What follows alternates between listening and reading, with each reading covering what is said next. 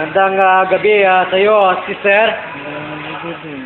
Yes, welcome po on board sa ating pong pagraradyong ito po ng ating Lingkod Bayan, hosted by Brother Tony Palco ng CBS DWAD 1088 Lurch Museum. Ano po ang itinawag at nilalapit sa ating programang ito at kayo po ay nagkaroon ng tiwala at lumapit na walang pag-aalinlangan. Ano po naging sakit? High blood. Puso. Puso. Okay. Sino pong doktor ninyo? PGH.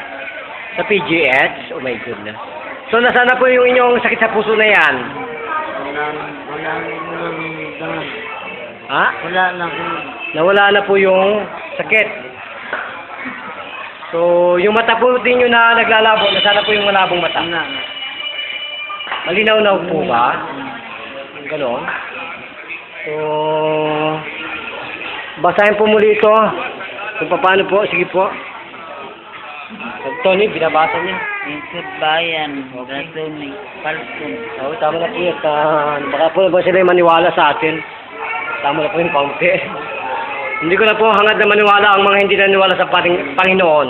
Kayo po ba ay may Diyos sa inyong puso't damdamin? Opo. Kung ganun po, magbigay po kayo at magpasalamat.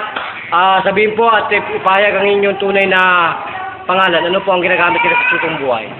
Sita Surila. Sita? Pasita? Surila. Surila. Ilan taong gulang na po yan?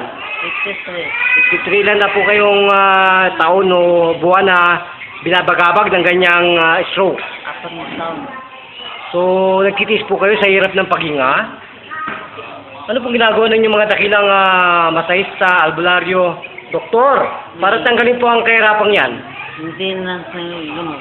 Maintenance. Kaya po bang tanggalin ng maintenance mo yung hirap mo sa paghinga?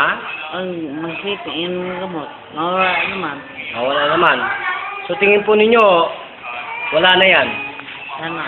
Okay. Kung ganun po, magpasalamat na po kayo sa banal na Panginoon at sa ating programa Lingkod Bayan ni Brother Tony Palco. Maraming salamat po. Okay, kung ganun po, papalam tayo. Ito pa rin po si Brother John, magulat para sa Lingkod Bayan Balita. Bida kasamang Tony Palco.